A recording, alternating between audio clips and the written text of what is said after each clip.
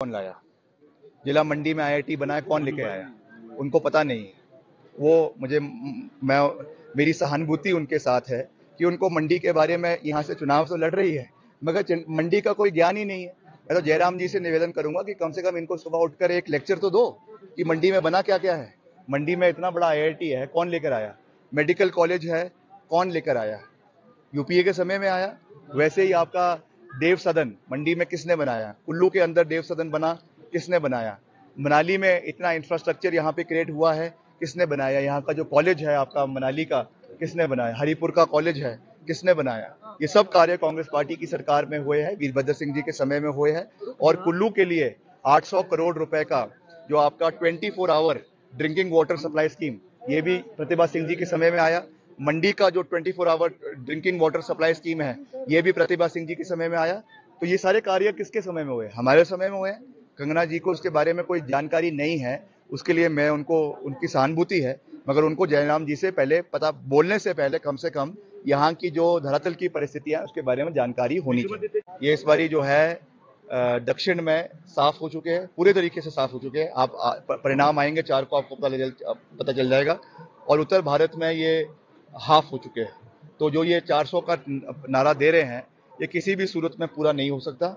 ये बड़ी मुश्किल से 200 टपेंगे, वो भी टपेंगे कि नहीं टपेंगे उसका कोई भरोसा नहीं है, मगर सरकार केंद्र में इंडिया गठबंधन की बनेगी। इसके साथ मनाली शहर के लिए, क्योंकि जो आदरणीय मोहतरमा है वो कह रही हैं कि आपने क्या काम किया, तो मैं उनको याद दिलाना चाहूंगा कि मनाली शहर के लिए 387 करोड़ का आपका 24/7 ड्रिंकिंग वाटर और सीवरेज सिस्टम जो है वो कांग्रेस पार्टी की सरकार द्वारा वीरभद्र सिंह जी के समय में उसका बजट आया है और वर्तमान में उसका कार्य जो है वो सुखू जी के नेतृत्व में चल रहा है। और वैसे ही और भी ऐसे बहुत से कार्य यहाँ पे करवाए जा रहे हैं। लेफ्ट बैंक जो पूरी तरीके से क्षतिग्रस्त हो गया था, उसके लिए हमने 9 करोड़ रुपए का प्रोविजन जो है उसके विस्तारीकरण के लिए और उसकी मेटलिंग टायरिंग के लिए रखा है।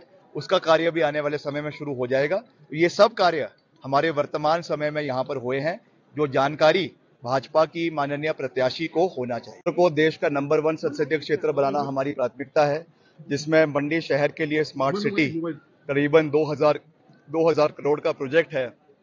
जैसे धर्मशाला और शिमला के लिए आया है, वैसे हम मंडी के लिए आने वाले समय में लेकर आएंगे। हमारा जो कुल्लू का एयरपोर्ट है उसके विस्तारीकरण के लिए कि वहाँ पे बोइंग के एयरक्राफ्ट आने वाले समय में उतरे, उसके लिए हम पूरा प्रयास करेंगे।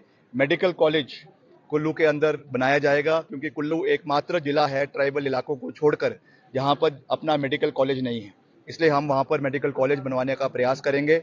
हमारे टूरिज्म और डिफेंस पॉइंट ऑफ व्यू से जो बहुत ही स्ट्रेटेजिक 2 टनल है, आपकी भूभू जोत टनल और उसके साथ साथ जो जलोड़ी जोत टनल, उनके निर्माण का कार्य हम आने वाले समय में करेंगे। मनाली शहर में पार्किंग की बेटर फैसिलिटीज आने वाले समय में आए, उसके लिए हम पूरा प्रयास करेंगे।